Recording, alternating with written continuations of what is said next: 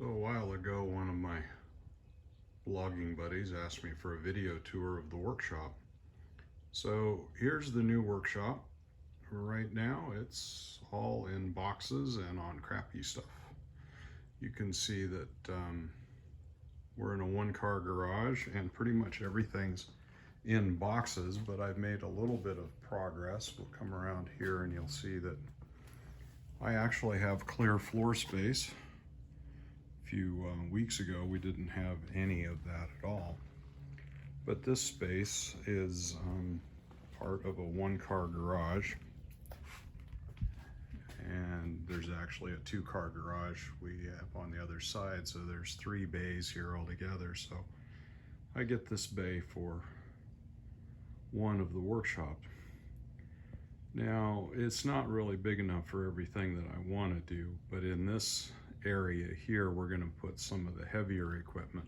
For example, my dust collector, and not pictured because I haven't purchased them yet, is there'll be a table saw and a bandsaw out here as well as other gear like my drill press and sanding machine. That little thing all wrapped up in the pretty little sheet is my homemade router table, and that's going to go in this area as well. So basically all the big noisy machines are going to be coming out here, and in these boxes is just normal shop junk. But you can see there's a lot of work to do in here to make this all work as a shop. You can see it way back in the distance. That's the only electrical outlet in this area at the moment, so that'll have to be fixed. So as you can see, there's going to be a long laundry list of things that need to happen in this area before it's a workable shop.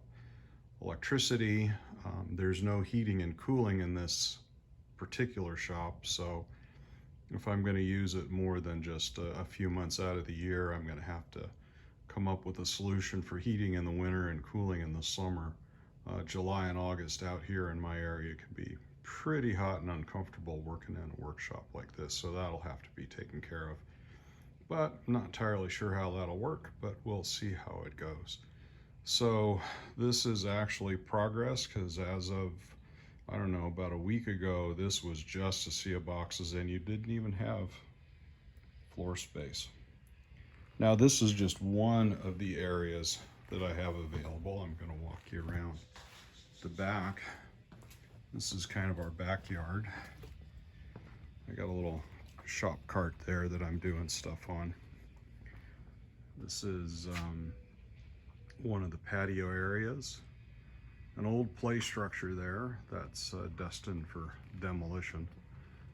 It's not safe anymore. It's probably 20 years old, and we're going to put a kind of an outdoor patio out there and maybe some other fancy stuff. But here in the back we have, I'll try to get a decent shot of it, this really kind of largish garden shed. Lighting in there is not very good at the moment, but I'll kind of poke in there and see if the camera's smart enough to figure it out. Right now it's just kind of junk storage, but overall it's about 9 feet by 15 feet.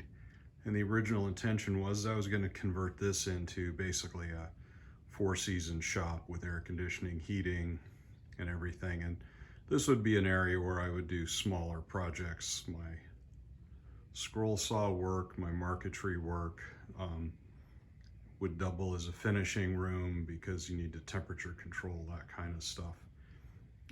But as you can see, there's no insulation, there's nothing in here, so this needs quite a bit of work.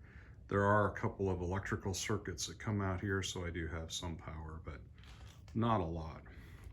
However, this shed's got one big problem, and I'll take you around the back. And when this thing was built, you'll see the damage here as I come around the corner.